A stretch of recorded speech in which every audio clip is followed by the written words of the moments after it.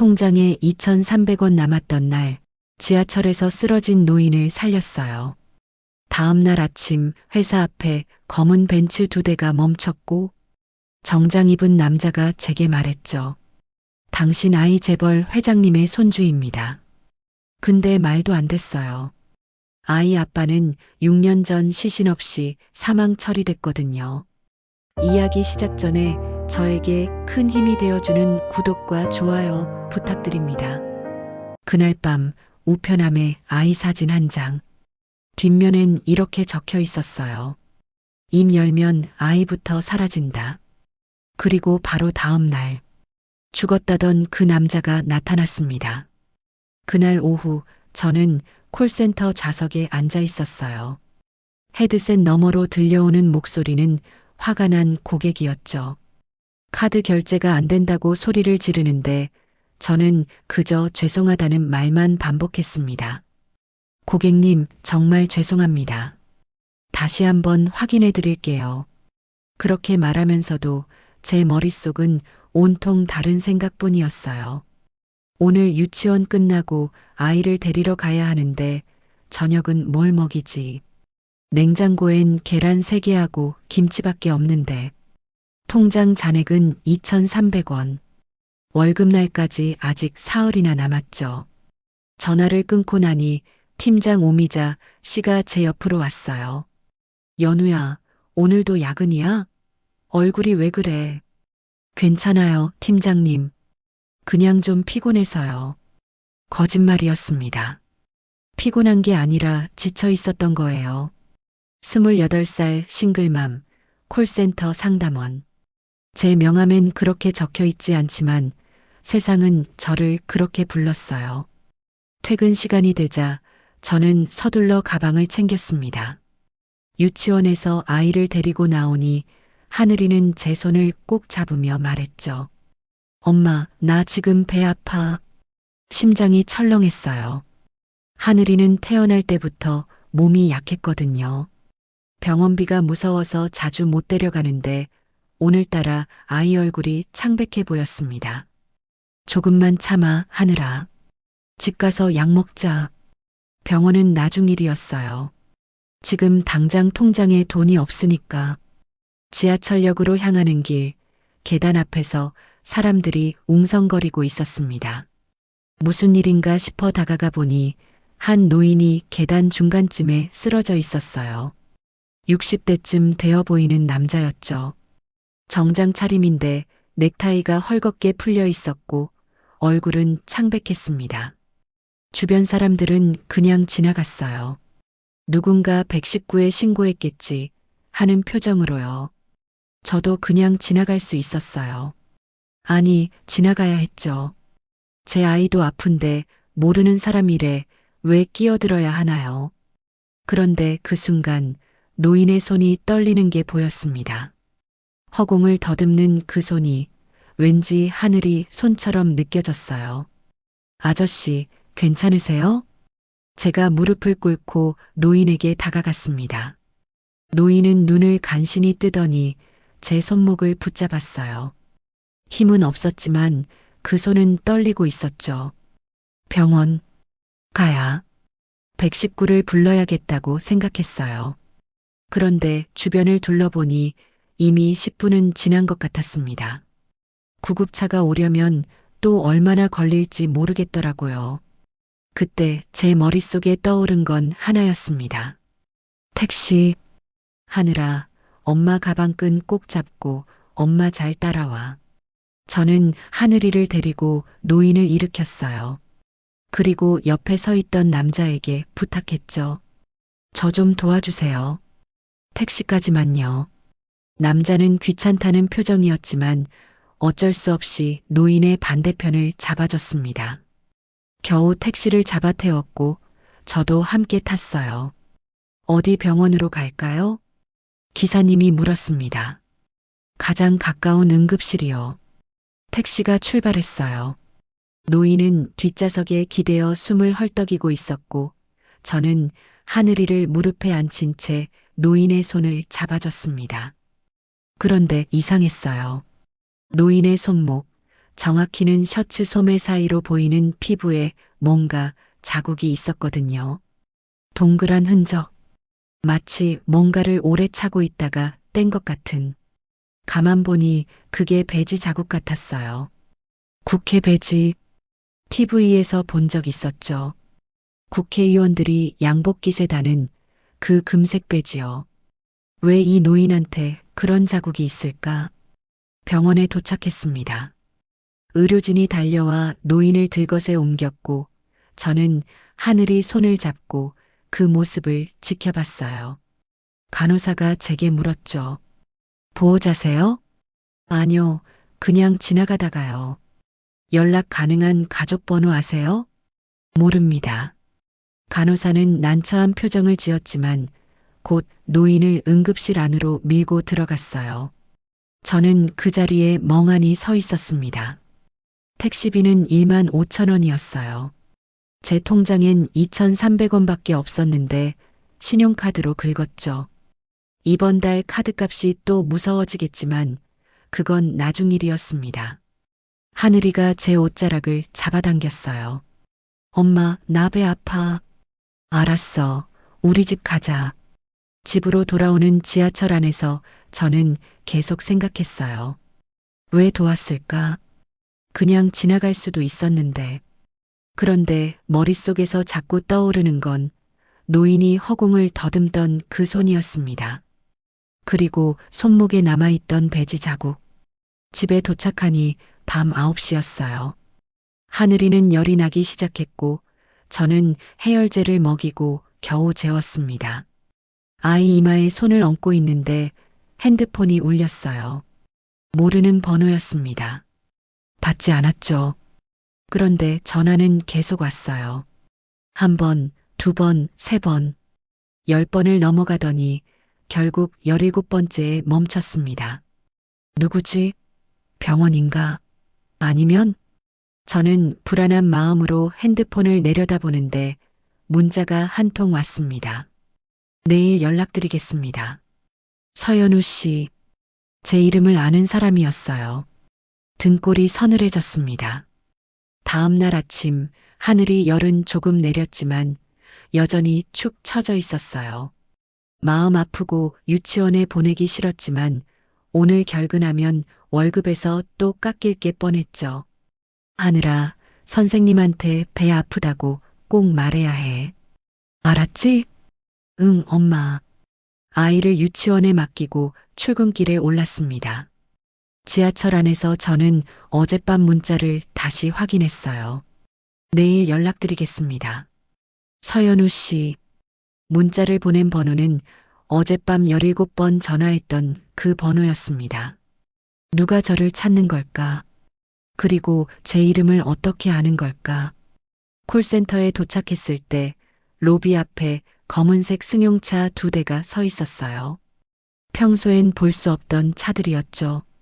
번호판도 일반 번호가 아니었습니다. 뭔가 심상치 않았어요. 로비로 들어서는데 정장을 입은 남자 한 명이 제 앞을 가로막았습니다. 30대 후반쯤 되어 보이는 남자였어요. 키가 크고 얼굴은 무표정했죠. 서연우 씨 맞으십니까? 심장이 쿵 내려앉았습니다. 네, 그런데요. 저는 강태준이라고 합니다.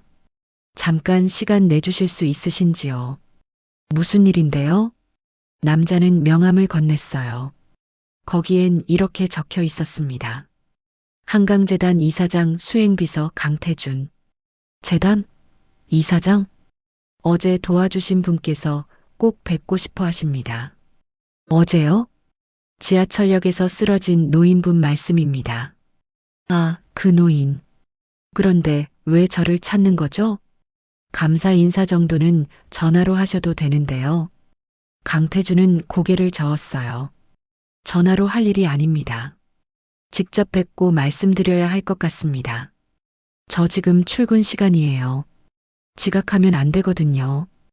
회사엔 제가 연락드렸습니다. 오늘 오전 업무는 조정 가능하다고 들었습니다. 뭐라고요? 제가 모르는 사이에 회사에 연락을 했다고요? 기분이 이상했어요. 고맙다기보단 섬뜩했죠. 죄송한데 저 정말 바빠서요. 돌아서려는데 강태준이 다시 말했습니다. 이사장님께서 DNA 얘기를 꼭 하고 싶어 하십니다. DNA? 저는 발걸음을 멈췄어요. 무슨 소리예요, 지금? 차 안에서 말씀드리겠습니다. 이쪽으로 오시죠. 강태준은 제 대답도 듣지 않고 먼저 걸어갔어요. 저는 어쩔 수 없이 그 뒤를 따랐습니다. 검은 승용차 뒷좌석에 앉으니 강태준이 운전석에 올라탔어요. 차가 출발했죠. 어디로 가는 거예요? 한강재단 본관입니다. 30분 정도 걸립니다. 30분. 저는 핸드폰을 꺼내 들었어요.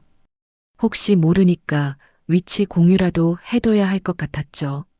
그런데 누구한테 공유하지? 친구도 없고 가족도 없는데. 차 안은 조용했습니다. 강태준은 말이 없었고 저도 입을 열지 않았어요. 한강재단 본관은 강남 한복판에 있었습니다. 유리로 된 고층 건물이었고 입구엔 경비원이 서 있었죠. 이쪽입니다. 엘리베이터를 타고 12층까지 올라갔어요. 문이 열리자 넓은 복도가 나왔고 끝에 회장실이라고 적힌 문이 보였습니다.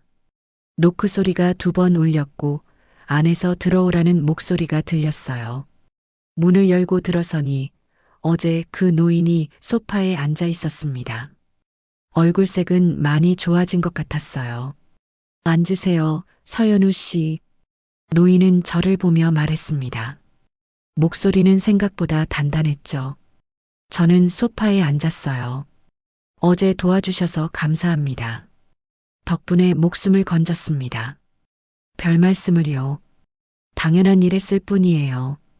노인은 잠시 저를 바라보더니 천천히 입을 열었어요. 제 소개를 먼저 해야겠군요. 저는 최진수라고 합니다. 한강재단 이사장이고 전직 국회의원입니다. 국회의원. 그래서 손목에 배지 자국이 있었구나. 그런데 왜 저를 부르신 거예요? DNA 얘기를 한다고 들었는데. 최진수는 깊게 숨을 들이쉬었습니다. 혹시 따님 아버지가 누구신지 아십니까? 심장이 철렁했어요. 그건 왜 물으시는 거죠? 대답 부탁드립니다. 모릅니다. 거짓말이 아니었어요. 하늘이 아빠가 어떤 사람이었는지 저는 정말로 몰랐으니까요. 그리고 하늘이 아빠와 연락이 끊긴 지 오래였죠. 그래서 출생신고할 때 하늘이 아버지라는 공란으로 남겨뒀습니다. 최진수는 책상 서랍에서 서류 한 장을 꺼내 제게 내밀었어요. 이걸 보십시오. 서류엔 사진 한 장이 붙어 있었습니다. 제 사진이었어요. 어제 지하철역에서 찍힌 것 같았죠. CCTV 화면을 캡처한 거였습니다. 그 옆에 또 다른 사진이 있었어요. 낯선 남자였습니다. 30대쯤 되어 보이는 정장 입은 남자.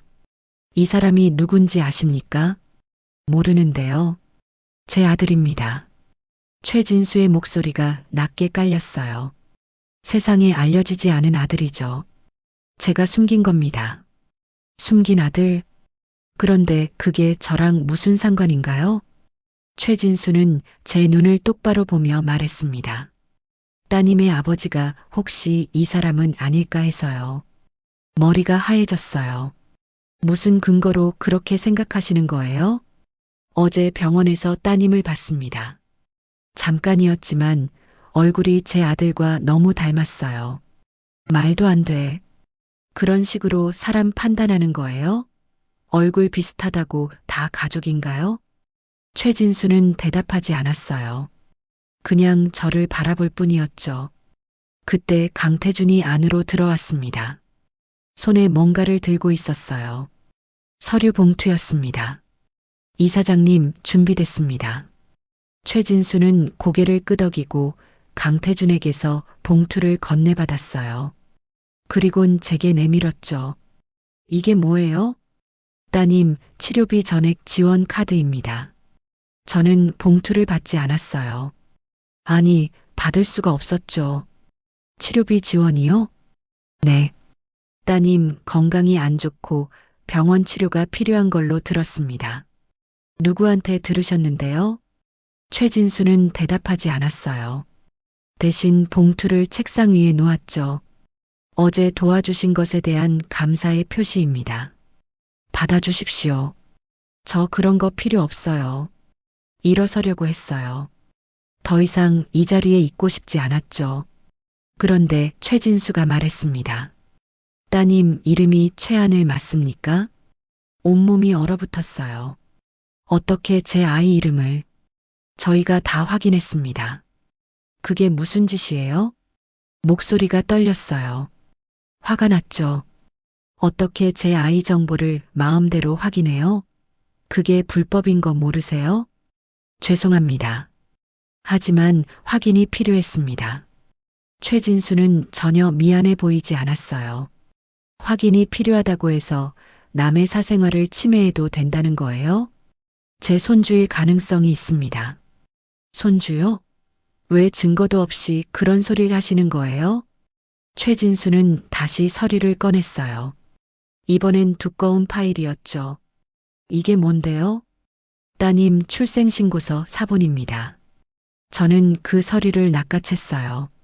정말로 하늘이 출생신고서였습니다.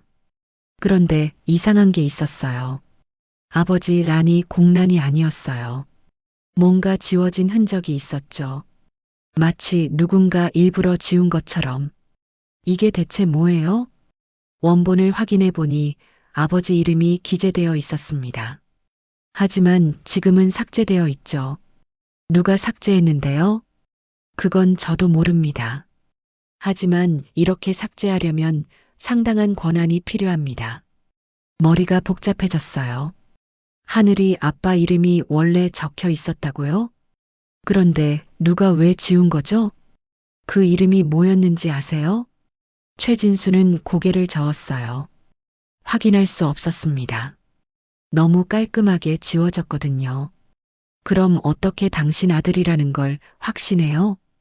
확신하는 게 아닙니다. 가능성을 말하는 겁니다. 최진수는 다시 봉투를 제 앞으로 밀었어요. 일단 이건 받아주십시오. 따님 치료에 쓰시면 됩니다. 싫어요. 저는 더 강하게 거절했습니다. 이유 없는 선의는 없으니까요. 왜 거절하십니까? 이유가 뭐예요?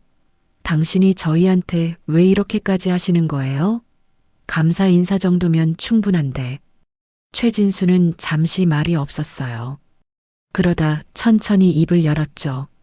제 아들이 죽었습니다. 심장이 멎는 것 같았어요. 뭐라고요? 6년 전에 죽었습니다. 사고사로 처리됐죠. 최진수의 얼굴엔 감정이 없었어요. 마치 다 잊어버린 사람처럼. 그런데 최근에 알게 됐습니다. 제 아들에게 아이가 있었다는 걸요. 그게 저희 하늘이라는 보장은 없잖아요. 저는 심상치 않음을 감지하고 한순간도 긴장을 놓을 수가 없었습니다. 맞습니다. 그래서 DNA 검사를 하고 싶습니다. 싫어요. 절대 안 돼요. 더는 듣고 싶지 않아서 저는 바로 일어서서 가려고 했습니다. 서연우 씨, 최진수가 제 이름을 불렀어요. 만약 따님이 제 손주가 맞다면 제가 책임지고 싶습니다. 제가 지켜주지 못한 아들 대신 손주만큼은 지켜주고 싶습니다. 목소리가 떨리고 있었어요. 처음으로 감정이 느껴졌죠. 하지만 저는 고개를 저었어요. 저희는 괜찮아요. 지금까지 잘 살아왔고 앞으로도 그럴 거예요. 따님 병원비 때문에 힘드시지 않습니까? 그건 제 문제예요. 당신이 신경 쓸 일 아니에요. 문을 열고 나가려는데 최진수가 다시 말했습니다. 서류 한 번만 보십시오. 카드에 적힌 이름을요. 저는 돌아서지 않았어요. 하지만 발걸음은 멈췄죠. 뭐가 적혀 있는데요? 따님 이름입니다. 최하늘. 심장이 쿵 내려앉았어요. 그게 무슨 소리예요? 카드 명의가 최하늘로 되어 있습니다. 이미 발급됐어요. 저는 천천히 돌아섰어요. 책상 위에 놓인 봉투 안엔 카드가 한 장 들어 있었고 거기엔 정말로 하늘이 이름이 적혀 있었습니다. 최하늘. 이게 대체 무슨 짓이에요? 제 손주 이름으로 만든 겁니다. 손주라는 증거도 없는데 증거는 곧 나올 겁니다. DNA 검사만 하면 되니까요. 최진수는 확신에 차 있었어요. 저는 카드를 집어들었습니다. 떨리는 손으로. 뒷면엔 서명란이 있었어요. 그런데 거기에도 이상한 게 있었죠. 보호자 서명란. 거기엔 아무 이름도 적혀 있지 않았어요. 왜 여긴 비어 있어요? 아직 보호자를 확정하지 못했습니다. 무슨 소리예요? 최진수는 서류를 한 장 더 꺼냈어요.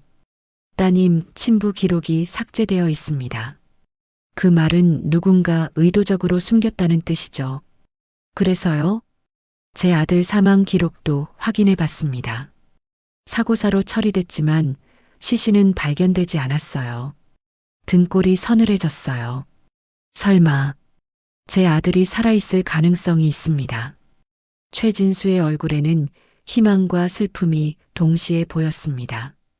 그날 밤 저는 잠을 이룰 수 없었어요. 침대에 누워 천장을 바라보는데 최진수가 했던 말들이 자꾸 떠올랐죠. 제 아들이 살아있을 가능성이 있습니다. 말도 안 돼. 하늘이 아빠는 죽었어요.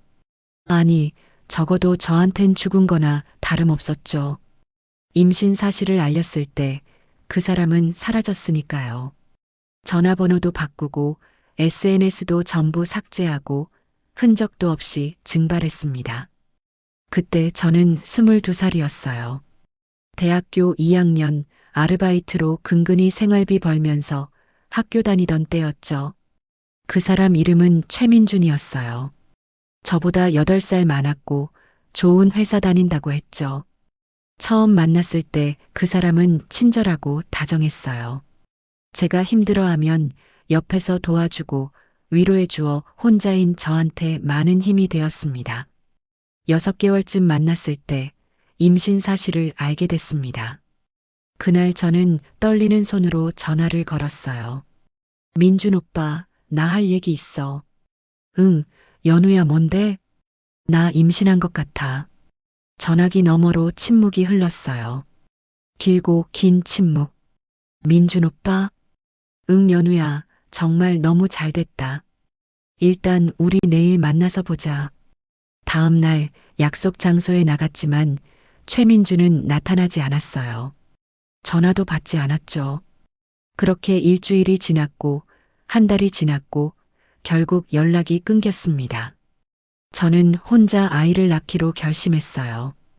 부모님은 이미 안 계셨고 의지할 사람도 없었지만 뱃속 아이만은 포기할 수 없었죠.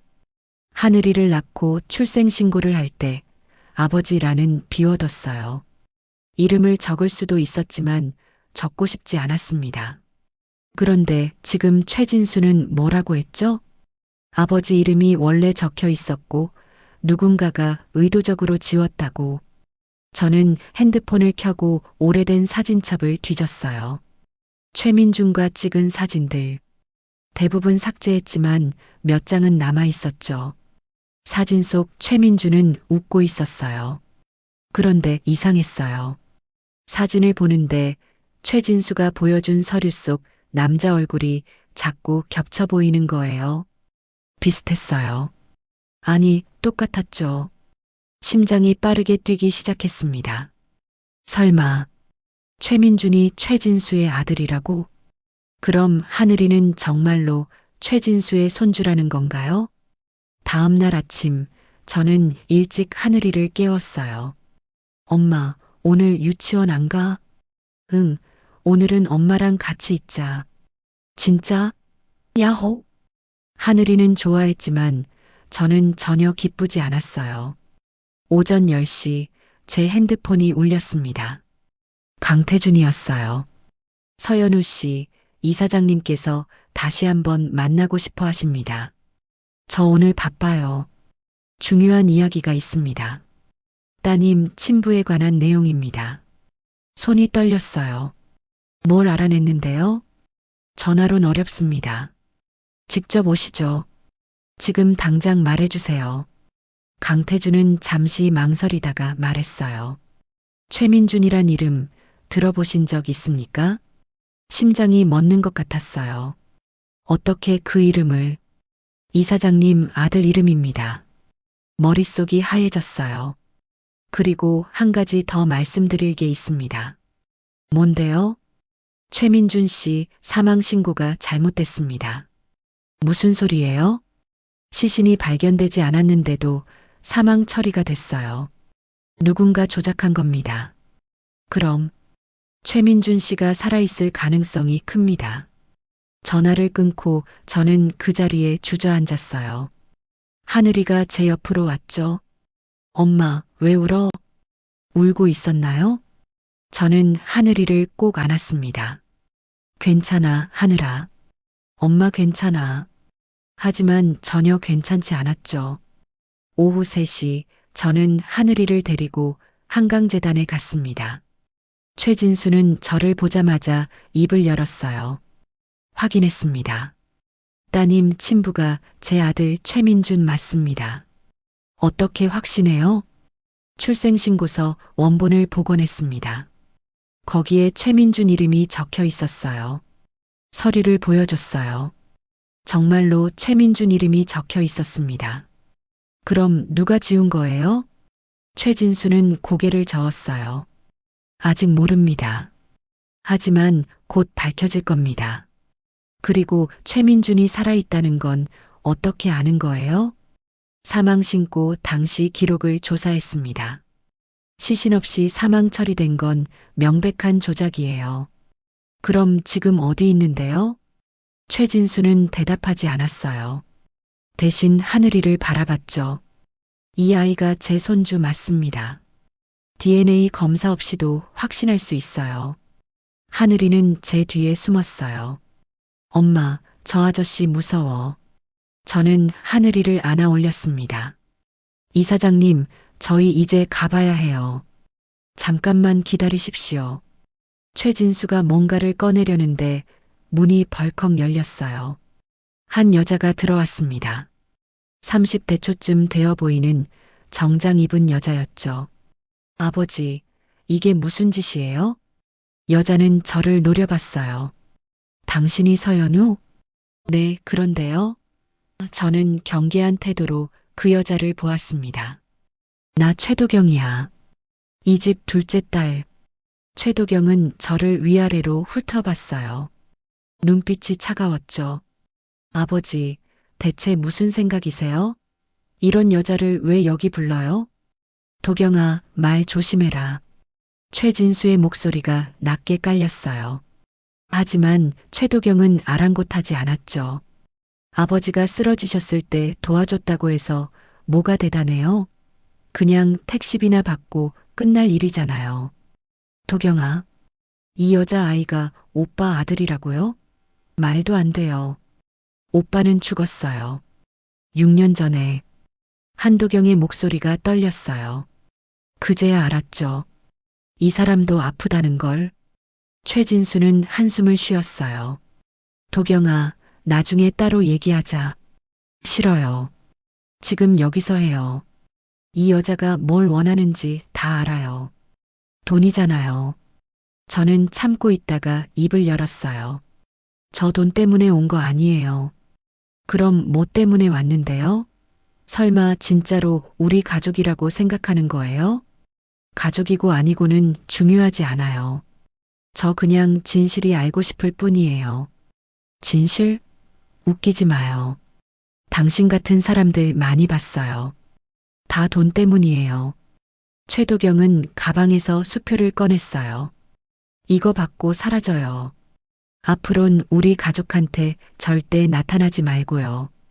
수표엔 1억이라고 적혀 있었습니다.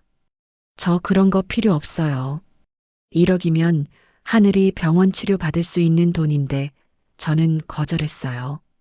거짓말하지 마요. 콜센터 알바가 뭐 그리 자존심이세요? 도경아, 그만해. 최진수가 소리쳤어요. 하지만 최도경은 멈추지 않았죠. 아버지, 정신 차리세요. 이 여자 지금 아버지 이용하는 거예요. 저는 하늘이 손을 잡고 일어섰어요. 이사장님, 저 이제 정말 가봐야 해요. 서연우 씨, 미안합니다. 도경이가 오해를 한 것 같네요. 괜찮아요. 이해해요. 밖으로 나오는데 최도경이 따라왔어요. 잠깐만요. 저는 돌아서지 않았어요. 당신 진짜 오빠 아이 낳은 거 맞아요? 네. 증거 있어요? 없어요. 그럼 어떻게 확신해요? 저는 천천히 돌아섰어요. 확신 안 해요. 그냥 사실이 그럴 뿐이에요. 최도경은 저를 한참 바라보더니 수표를 다시 꺼냈어요. 마지막이에요. 이거 받고 사라지세요. 싫어요. 저는 수표를 거절하고 하늘이를 안고 엘리베이터를 타고 내려왔습니다. 로비로 나오는데 뭔가 이상한 느낌이 들었어요. 누가 저를 보고 있는 것 같았죠. 주변을 둘러봤지만 아무도 없었어요.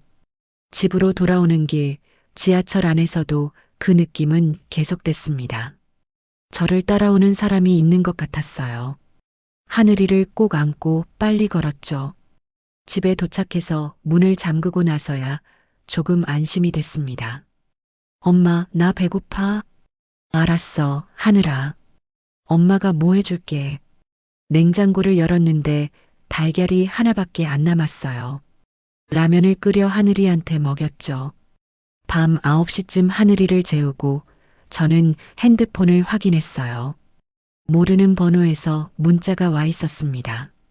조용히 있으세요. 그럼 아무 일 없을 겁니다. 심장이 철렁했어요. 누구지? 문자를 다시 읽는데 또 문자가 왔어요. 이번엔 사진이었습니다. 제 사진이었어요. 오늘 오후 재단 건물에서 나오는 제 모습이었죠. 그리고 또 한 장.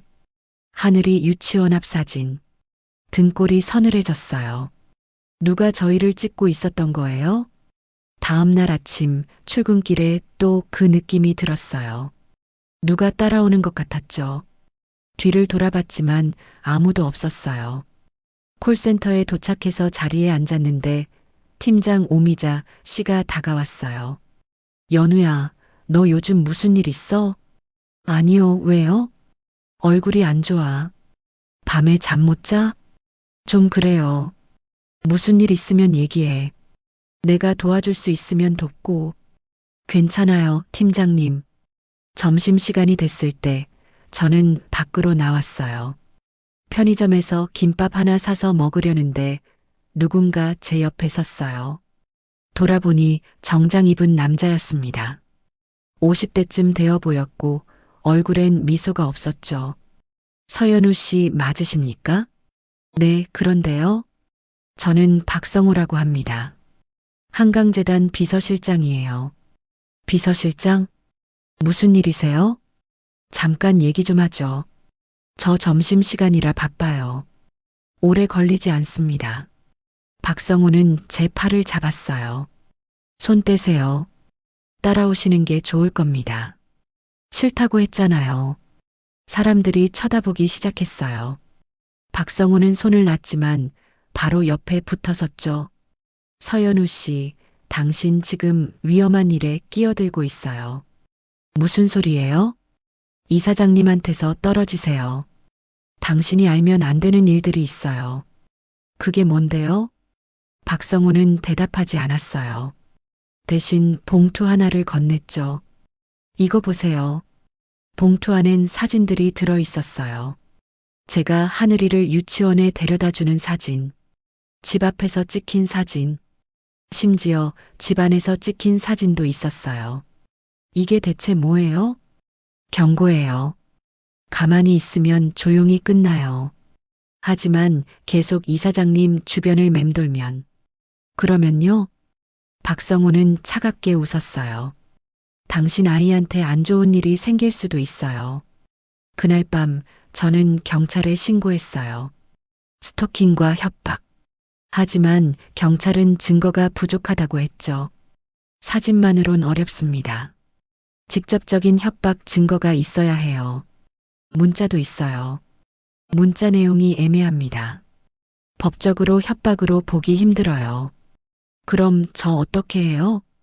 일단 주변을 조심하시고 추가로 증거가 생기면 다시 오세요. 경찰서를 나오는데 강태준한테서 전화가 왔어요. 서연우 씨, 괜찮으십니까?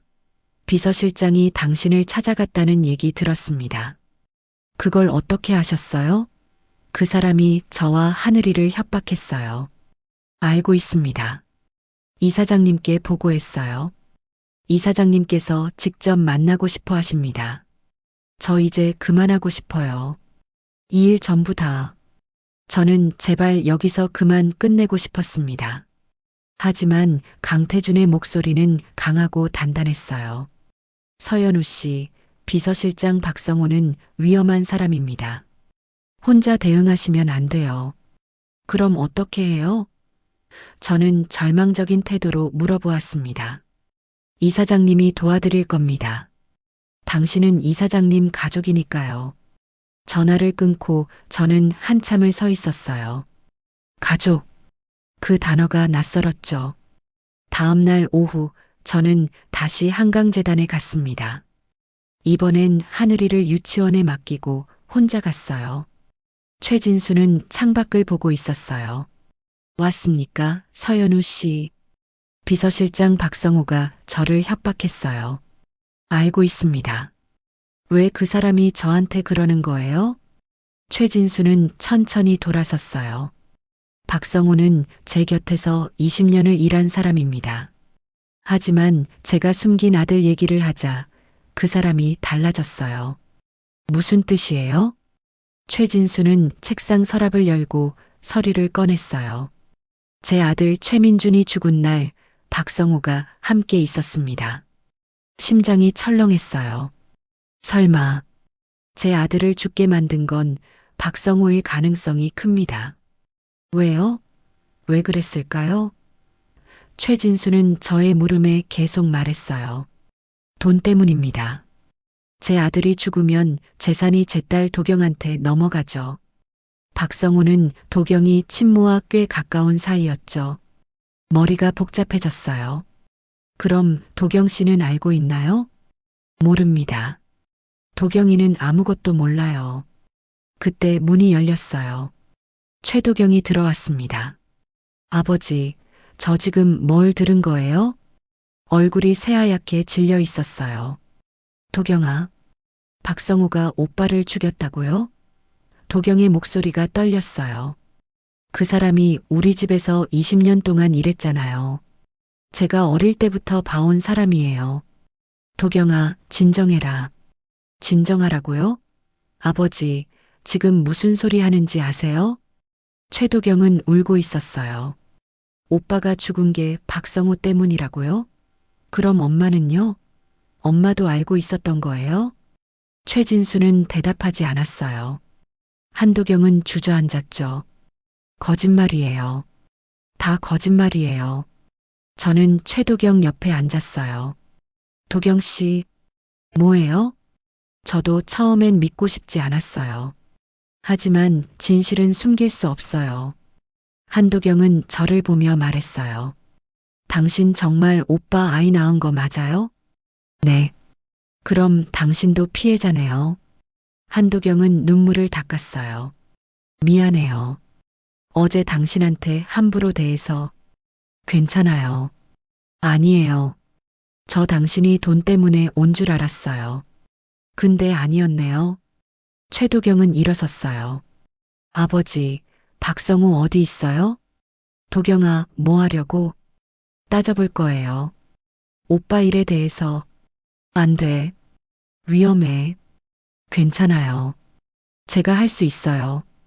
최도경은 밖으로 나갔어요. 저도 따라 나가려는데 최진수가 말했어요. 서연우 씨, 잠깐만요. 네. 제가 당신한테 해줄 말이 있습니다. 최진수는 천천히 입을 열었어요. 최민준이 살아있을 수도 있어요. 심장이 멎는 것 같았어요. 무슨 소리예요? 시신이 발견되지 않았습니다. 사망 신고만 됐을 뿐이에요. 그럼 어디 있는데요? 모릅니다. 하지만 곧 찾을 겁니다. 눈물이 났어요. 이상했죠. 미워하던 사람인데 살아있다는 말에 왜 눈물이 나는지. 그날 밤 집으로 돌아오는 길에 저는 웃고 있었어요. 울면서 웃고 있었죠. 하늘이 아빠가 살아있을 수도 있다는 게 기쁜 건지 슬픈 건지 알 수 없었습니다. 그냥 복잡했어요. 집에 도착해서 우편함을 열었는데 쪽지가 하나 들어 있었어요. 당신 아이 이사장님 손주 아닙니다. 박성우가 보낸 거였어요. 하지만 저는 웃었죠. 거짓말인 거 알았으니까요. 일주일 후 최진수는 기자회견을 열었어요. 한강재단 본관 1층 대강당에서 열린 회견이었죠. 저는 뒷좌석에 앉아 있었어요. 하늘이는 유치원에 맡기고 혼자 왔습니다. 기자들이 가득 찼어요. 카메라 플래시가 터졌죠. 최진수가 단상에 올랐어요. 오늘 여러분께 중요한 발표를 하려고 합니다. 목소리는 떨리지 않았어요. 단단했죠. 저에게는 숨겨진 아들이 있었습니다. 기자들이 웅성거렸어요. 6년 전 제 아들 최민주는 사고로 죽었다고 알려졌습니다. 하지만 그건 사실이 아니었어요. 플래시가 더 빠르게 터졌어요. 제 아들을 죽게 만든 건 제 곁에서 20년 동안 일한 비서실장 박성호였습니다. 회견장이 술렁였죠. 박성호는 제 아들을 없애고 재산을 가로채려 했습니다. 그리고 그 과정에서 제 손주의 존재까지 숨겼어요. 최진수는 숨을 들이쉬었어요. 오늘 이 자리에서 제 손주를 공개합니다. 서연우 씨와 그 아이 최하늘은 제 가족입니다. 심장이 쿵 내려앉았어요. 모든 기자들이 저를 돌아봤죠. 카메라가 저를 향했어요. 저는 일어설 수가 없었어요. 다리에 힘이 풀렸죠. 강태준이 제 옆으로 왔어요. 괜찮으십니까? 이럴 줄 몰랐어요. 이사장님께서 미리 말씀드렸어야 했는데 죄송합니다. 기자들이 저한테 달려들었어요. 서연우 씨 언제부터 하늘이가 이사장님 손주인 걸 아셨습니까? 최민준 씨와는 어떤 관계셨나요? 아이 아버지는 지금 어디 있습니까? 질문이 쏟아졌어요. 저는 아무 말도 할 수 없었죠. 강태준이 저를 막아섰어요. 질문은 나중에 받겠습니다. 지금은 이사장님 말씀 들어주십시오. 최진수가 다시 입을 열었어요. 박성호는 현재 검찰 조사를 받고 있습니다. 스토킹과 협박 혐의로 고소했어요. 회견장 문이 열렸어요. 경찰들이 들어왔죠. 그리고 그 뒤로 박성호가 수갑을 찬 채 끌려 들어왔습니다. 저 사람이 박성호입니다. 제 비서실장이었던 사람이죠. 박성호는 저를 보며 차갑게 웃었어요. 서연우 씨, 당신 후회할 겁니다. 조용히 하세요. 경찰이 박성호를 끌고 나갔어요. 최진수는 단상에서 내려와 제 앞으로 왔습니다. 서연우 씨, 네. 당신은 제 가족입니다. 이제 혼자가 아니에요. 눈물이 났어요. 아버지라고 부르세요. 아버지. 최진수는 저를 안아줬어요.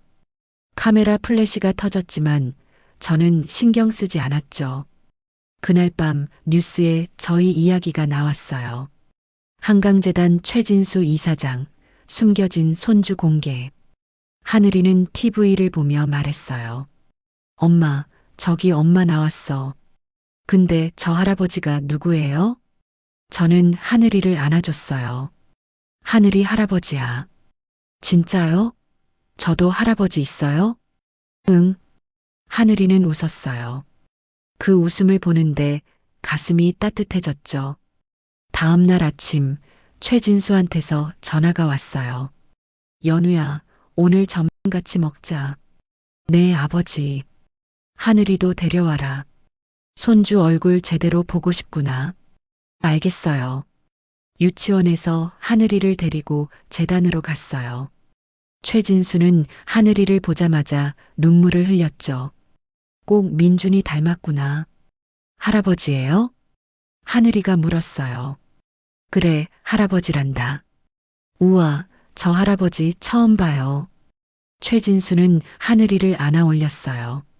미안하구나. 진작 만나지 못해서. 괜찮아요, 할아버지.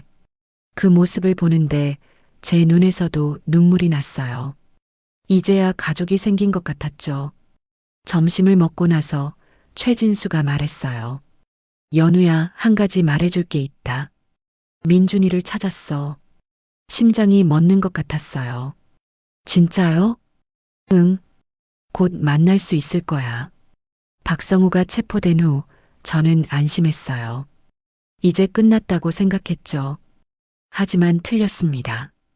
일주일 후 하늘이 유치원에서 전화가 왔어요. 어머니, 빨리 오세요. 하늘이가 무슨 일이에요? 낯선 사람이 하늘이를 데려가려고 했어요. 머릿속이 하얘졌어요. 콜센터에서 뛰쳐나가 택시를 잡아탔죠.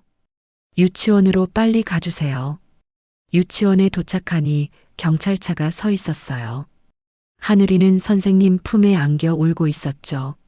하늘아. 달려가 하늘이를 안았어요. 엄마. 괜찮아, 하늘아. 엄마 왔어. 경찰이 제게 물었어요. 어머니시죠? 방금 남자 한 명이 아이를 데려가려고 했습니다. 누구예요? 도망갔습니다. CCTV 확인 중이에요. 그때 제 핸드폰이 울렸어요.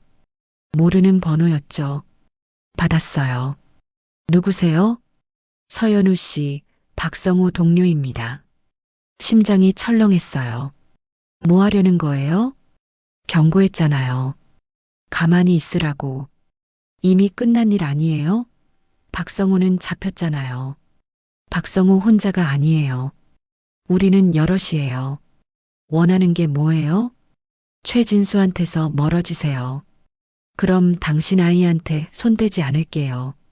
전화가 끊겼어요. 저는 하늘이를 더 꽉 안았죠. 집으로 돌아와 현관문을 열고 들어서는 순간 저는 다리에 힘이 풀려 바닥에 쓰러졌습니다.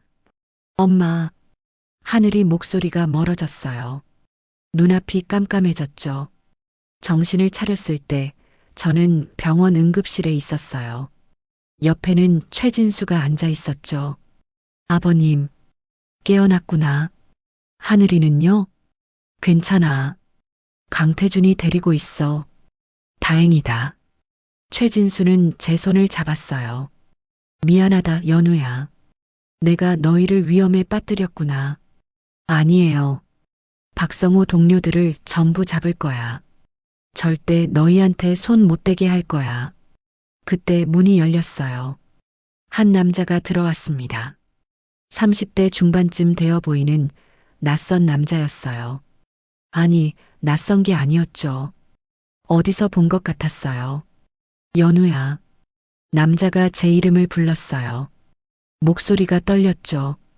민준이다. 최진수가 말했어요. 심장이 멎는 것 같았어요. 민준 오빠? 응, 나야. 연우야. 최민준은 제 옆으로 왔어요. 미안해. 정말 미안해. 눈물이 났어요. 왜? 그동안 왜 안 나타났어요? 할 수 없었어. 박성우가 날 죽이려고 했거든. 도망쳐야 했어. 그럼 저는요? 저랑 하늘이는요? 미안해. 정말 미안해. 최민준도 울고 있었어요. 하늘이 보고 싶었어. 너도 보고 싶었어. 그럼 왜 이제야 나타난 거예요? 아버지가 날 찾아줬어. 그리고 너희가 위험하다는 걸 알고 더는 참을 수 없었어. 최진수가 일어섰어요. 너희 둘이 얘기해라. 난 나가 있을게. 최진수가 나가고 최민준이 제 손을 잡았어요. 연우야, 용서해 줄 수 있어? 모르겠어요. 알아. 내가 너무 못했어. 하늘이는 당신 없이도 잘 컸어요. 알아. 고마워. 정말 고마워. 최민주는 무릎을 꿇었어요. 다시 시작할 수 있을까? 저는 대답하지 않았어요. 대신 눈물만 흘렸죠. 며칠 후 박성호 동료들이 전부 체포됐어요. 최진수가 경찰과 협력해서 일망타진한 거였죠. 이제 정말로 끝났어요. 저와 하늘이는 안전해졌죠. 최진수는 저희를 위해 집을 마련해 줬어요. 이제 편하게 살아라. 돈 걱정은 하지 마. 아버님, 너무 감사해요. 가족인데 뭘? 당연한 거지. 최민주는 매일 저희를 찾아왔어요. 하늘이랑 놀아주고 저한테 밥도 해줬죠. 연우야, 나 요리 배웠어. 6년 동안. 그래요? 응. 너희한테 해주고 싶어서 조금씩 마음이 풀렸어요. 용서는 아니었지만 새로운 관계의 시작이었죠. 어느 날 최진수가 저희를 불렀어요. 오늘 가족사진 찍자. 가족사진이요? 응. 6년 만에 다시 모인 우리 가족. 사진관에서 우리는 함께 사진을 찍었어요. 최진수, 최도경, 최민준, 저, 그리고 하늘이. 플래시가 터지는 순간 저는 웃고 있었어요. 진짜 웃음이었죠. 할아버지, 저 행복해요. 하늘이가 말했어요. 나도 행복하단다, 하늘아. 최진수도 웃고 있었어요. 그날 저는 깨달았어요. 가족이란 건 피로만 이어지는 게 아니라는 걸. 용서하고 받아들이고 함께 살아가는 것. 그게 진짜 가족이라는 걸요. 오늘 준비한 이야기는 여기까지입니다. 느끼신 점이나 하고 싶은 말씀을 댓글로 남겨주세요. 여러분의 믿기 어려운 사연, 나누고 싶은 사연도 환영합니다. 언제든 댓글로 알려주세요. 오늘도 건강하고 행복한 하루 보내세요.